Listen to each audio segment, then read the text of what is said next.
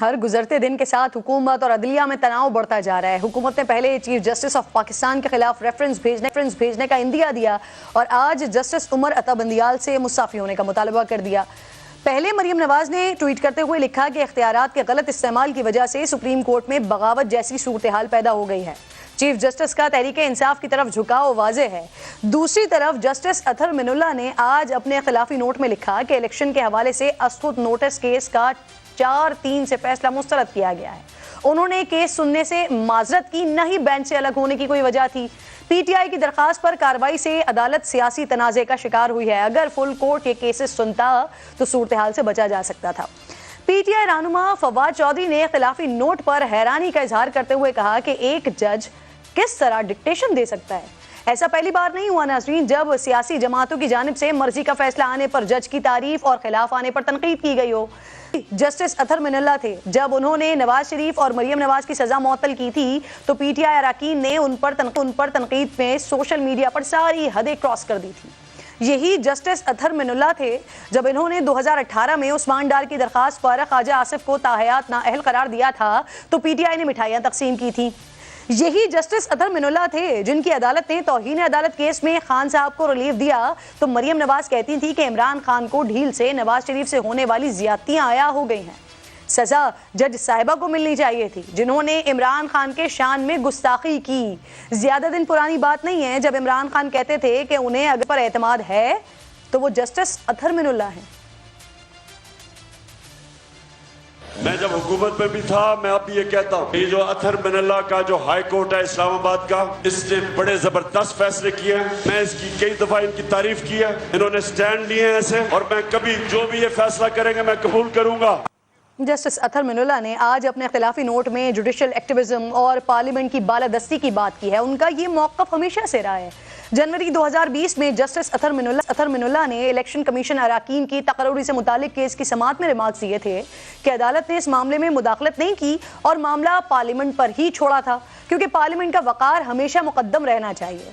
Executive authority parliament को जवाबदेह है, अदालतों को नहीं। इदारे अपने अपने दायरे में काम करेंगे तो ही मुल्क मजबूत होगा। अक्टूबर 2020 में पीटीआई अरकान के इस्तीफों के केस में जस्टिस अतहर मिनुल्लाह ने रिमार्क्स दिए थे कि सियासी झगड़ों को अदालत नहीं पार्लियामेंट में हल होना चाहिए। अदालतें पिछले 70 साल में बहुत ज्यादा सियासी मामलात में मुलव्विस रही हैं, जिससे अदलिया को नुकसान हुआ। कुछ सियासतदान आज जस्टिस अतहर मिनुल्लाह की तारीफ और कुछ तनकीद कर रहे हैं, लेकिन यही लगता है कि बालादस्ती और पार्लियामेंट की मजबूती के लिए जस्टिस अतहर मिनुल्लाह का कल भी यही मौक़िफ़ था और आज भी यही मौक़िफ़ है। इसी पर बात करने के लिए प्रोग्राम में मुझे सीनियर एंकर पर्सन है, सीनियर जर्नलिस्ट हैं सैयद तलत हुसैन साहब ज्वाइन कर चुके हैं। अस्सलाम वालेकुम तलत साहब। तलत साहब, हुकूमत की जानिब से चीफ जस्टिस साहब से मुतालबा किया जा रहा है इस्तीफे का, मरियम नवाज साहिबा भी यही मुतालबा कर रही हैं। अब हुकूमत के लिए चीफ जस्टिस साहब के खिलाफ या किसी भी इनफैक्ट जज के खिलाफ रेफरेंस लाना तो ऑब्वियसली मुमकिन नहीं है कि वो फिर सदर साहब की तरफ से आएगा और वो फिर अपना माइंड अप्लाई करेंगे ऑब्वियसली यहाँ पर। तो आप समझते हैं कि वो ऑप्शन तो किसी सूरत मुमकिन ही नहीं रहा, तो अब यही ऑप्शन है हुकूमत के पास कि दबाव बढ़ाया जाए और इस्तीफे की बात की जाए, और क्या फिर इस सब का कोई असर होगा, कोई फायदा होगा सर? देखिए, आम हालात में तो शायद जो इस हुकूमत के अददी नंबर हैं और जो इसकी कैफियत है सियासी तौर पर, अगर ये इस किस्म का मुतालबा करते भी और सदर इनका अपना होता भी फिर भी बहुत मुश्किल में होते। लेकिन जो कि आपने आईनी पोजीशन बताई है, इनके पास अददी नंबर नहीं है और सदर पे सदर अलवी जैसा बैठा हुआ है जो इमरान खान का एक बाकायदा वर्कर के तौर पर काम करते हैं और उनका तअस्सुब बड़ा वाज़े है। उनकी मौजूदगी में तो ये रास्ता बंद है। लेकिन अदालत पर जो दबाव है वो इस वक्त, अदालत पर भी नहीं कहना चाहिए, जो चीफ जस्टिस हैं उन पर जो दबाव है उस दबाव का ताल्लुक हुकूमत के आमाल या इनके प्रेस कॉन्फ्रेंसेस या इनके ट्वीट से नहीं है।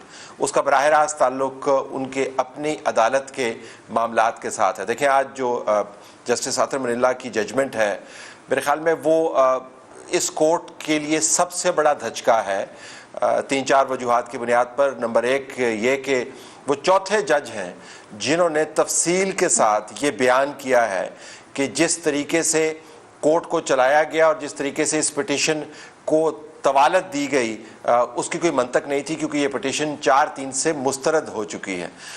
अब ये चौथे जज ने जब ये लिख दिया एक 7 रुकनी बेंच में से कि उनके बयान के मुताबिक ये पिटीशन खारिज हो गई है, तो उसके बाद आप देख सकती हैं कि कितने ऐसे स्टेप्स हैं जो चीफ जस्टिस साहब ने लिए जो जिनकी आईनी हैसियत इंतहाई मशकूक है। मैं बड़े एहतियात से अल्फाज इस्तेमाल कर रहा हूँ।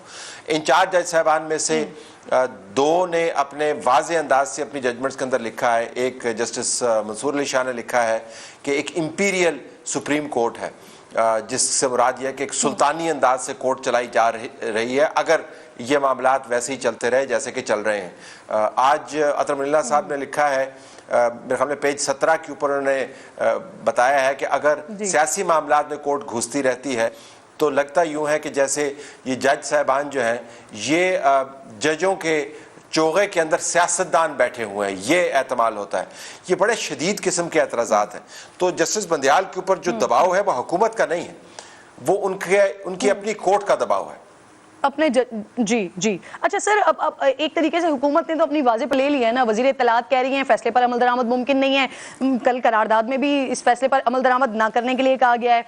लेकिन जो इंपॉर्टेंट चीज़ है सर वो 10 अप्रैल को है, जब कोर्ट ने कहा है कि फंड्स मिलें या नहीं मिलें ये बताएं। तो सर अगर नहीं मिलते फंड्स फिर क्या होगा? किरण, इसका मफरूज़ा जो आपके सवाल के अंदर मौजूद है वो ये है कि जो 3 रुकनी बेंच ने कहा है वो कानूनी तौर पर वैलिड है। आज जस्टिस अतर मनीला की जजमेंट के बाद ये वाज़े हो गया कि वो कानूनी तौर पर वैलिड नहीं है। ये पिटीशन जिसको खींच के रबड़ की गुड़िया की तरह हम 10 अप्रैल तक ले जाने की कोशिश कर रहे हैं, ये डिसमिस हो चुकी है।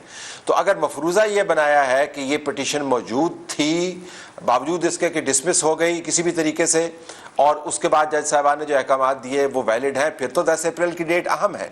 लेकिन अगर इस जजमेंट को जो आज अतर मनीला साहब ने लिखी है दूसरी जजमेंट्स के साथ मिला के पढ़ा जाए तो ये पिटीशन डिसमिस हो चुकी है।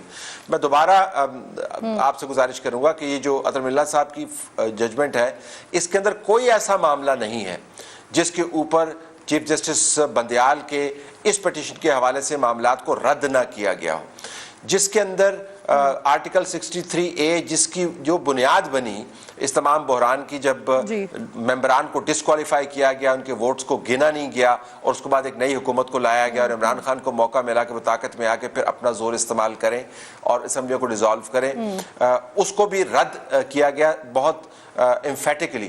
तो मफरूज़ा अगर आप ये बना लें कि अभी चीफ जस्टिस साहब ने जो फैसला दिया है उसकी कानूनी वैलिडिटी है, फिर तो 10 अप्रैल ठीक है। जो लोग ये बदतरीन जहरीला प्रोपेगेंडा कर रहे हैं, अगर उनके मशवरों के ऊपर कौमी सलामती के अंदर शुरा ने अपने फैसले करने शुरू कर दिए फिर तो अल्लाह ही हाफिज़ है। तो मेरे ख्याल में फवाद चौधरी जैसे लोग जो हैं और इमरान खान को रिप्रेजेंट करते हुए उनका ख्याल है कि वो बहुत रेलेवेंट हैं, उनका ख्याल है कि उनकी बड़ी अहमियत और कदर है। लेकिन अगर आप मिलिट्री क़यादत के हिस्से को ही ले लें तो उस जो एलामिये को आप पढ़ें उसमें वाज़े अंदाज से उन्होंने बताया है कि सोर्स कौन है इस मसले का और उस सोर्स से उन्होंने निपटना कैसे। सर इतना क्योस है इस वक्त सिचुएशन में और आप एक जुमला कहते हैं रोज डेली बेसिस पर जो है ना वो एनालिसिस करने पड़ रहे हैं, सिचुएशन ऐसी है इस वक्त। पाकिस्तान तहरीक इंसाफ सर इलेक्शन में ताखीर के लिए मान कैसे गई? कुछ पक रहा है कि अंदर खाते हो क्या रहा है? देखें, उनकी तो बड़ी ख्वाहिश थी और ख्वाहिश के 2 पहलू ये था कि वो सियासी तौर पर सड़कों पर दबाव बढ़ाएंगे और हुकूमत की नाअहली से फ़ायदा उठाकर वो अपना बयानिया बनाएंगे कि मैं बहुत मकबूल हूँ। उसमें वो 70% तक कामयाब रहे। जो हुकूमत के ख़िलाफ़ उन्होंने बयानिया बनाना था वो बयानिया उन्होंने बनाया और एक हवा चली हुई है जिसके अंदर ये आर्गूमेंट आपको सुनाई देता है और आपने भी अपने प्रोग्राम्स के अंदर देखा हुआ है, हमने भी तज्जियों में देखा हुआ है, हम बहस में भी देखते हैं कि वाक़तन PTI जो है वो अगला इंतखाब जीत जाएगी। ये एक हवा चली हुई है। 30% उनको नाकामी अपने पहले दाव में ऐसी हुई कि सड़कों को मोबिलाइज नहीं कर पाए। इमरान खान ने जितनी मरतबा भी कोशिश की और दर्जन तो हो चुकी हैं, वो तो मैंने काउंट किए, जितनी मरतबा कोशिश की सड़क पर आने की, सड़क पर आकर मुंह की खाई फिर वापस चले गए, तो वो 70% कामयाबी उनकी मौजूद है। दूसरा जो उनका दाव था वो ये था कि अदालत के ज़रिए फिल फॉर इंतखाबी डेट को किसी ना किसी तरीके से वो इन्फोर्स करवाएं। वो दाव उनका तमाम हो गया जब 4 जज साहबान ने उसको डिसमिस कर दिया। फिर एक अभाम के पैदा करने की कोशिश की गई कि नहीं जी 3-2 ने उसको पास कर दिया। आज वो अभाम भी ख़त्म हो गया है। तो अदालत के ज़रिए सियासी वारदात करने का जो या सियासी दाव खेलने का जो उन्होंने एहतमाम किया था वो मेरे ख्याल में आज मुंह के बल गिरा है। अब अंदर खाने तो यही है, ज़ाहिर परेशान है, उनको नज़र आ रहा है कि अदालत के अंदर एक अमले तत्हीर भी है, अदालत को एक सुल्तानी अंदाज से चलाने की तर्ज के खिलाफ एक रेबेलियन भी है। और ये सीनियर जज साहबान है, क्योंकि जूनियर जज साहबान नहीं है, इनमें सीनियर और जूनियर दोनों मिले हुए हैं, सीनियर मोस्ट भी मौजूद है इसके अंदर।